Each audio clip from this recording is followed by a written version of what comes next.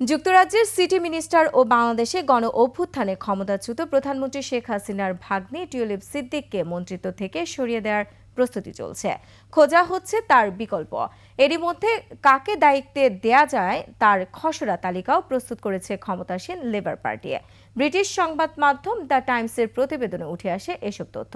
এদিকে আরেক সংবাদ মাধ্যম ফিনান্সিয়াল টাইমসে উঠে আসে টিউলিপের চাচি শাহিন সিদ্দিককে নিয়ে নতুন তথ্য। বিস্তারিত দুলি মল্লিকের ডেস্ক রিপোর্টে। মেঘনা গ্রুপ অফ ইন্ডাস্ট্রিজ, বাংলাদেশের অগ্রযাত্রায় মানুষের আস্থায়। যুক্তরাজ্যের সিটি মিনিস্টার টিউলিপ সিদ্দিকের বিরুদ্ধে ফ্ল্যাট নিয়ে অভিযোগ ও শেখ হাসিনার মাধ্যমে বাংলাদেশের সঙ্গে তার সম্পর্কের বিষয়টি সামনে আসার পর থেকেই ক্ষমতাসীন লেবার পার্টিতে তার অবস্থান নিয়ে প্রশ্ন ওঠে। শুরু হয় টিউলিপকে তার মন্ত্রিত্ব থেকে সরিয়ে দেওয়া ও তার সম্ভাব্য উত্তরসূরি নিয়ে আলোচনা। যুক্তরাজ্য সরকার আনুষ্ঠানিকভাবে কিছু না জানালেও প্রধানমন্ত্রী স্যার কিয়ার স্টারমারের জ্যেষ্ঠ মিত্ররা এরই মধ্যে টিউলিপের বিকল্প প্রার্থীদের খসড়া তালিকা তৈরি করে ফেলেছে। ব্রিটিশ সংবাদ মাধ্যম দ্য টাইমসের প্রতিবেদনে উঠে আসে এসব তথ্য।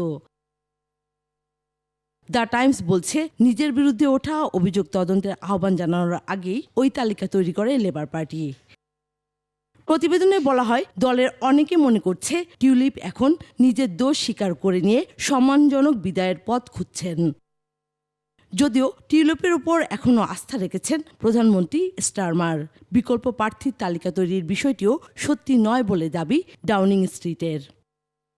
টিউলিপের বিরুদ্ধে লন্ডনে বিনামূল্যে ফ্ল্যাট ও বাংলাদেশে রূপপুর পারমাণবিক বিদ্যুৎ প্রকল্প থেকে $500 কোটি আত্মসাতের অভিযোগ নিয়ে চলমান আলোচনার মধ্যেই নতুন করে সামনে এসেছে হুমকি দেওয়ার অভিযোগ। হাসিনা আমলে গুম হওয়ার পর সম্প্রতি ফিরে আসা আইনজীবী আহমেদ বিন কাশেম দাবি করেছেন, 2016 সালে সাংবাদিকরা টিউলিপকে দুর্নীতি নিয়ে প্রশ্ন করলে তার পরিবারকে হুমকি দেওয়া হয়।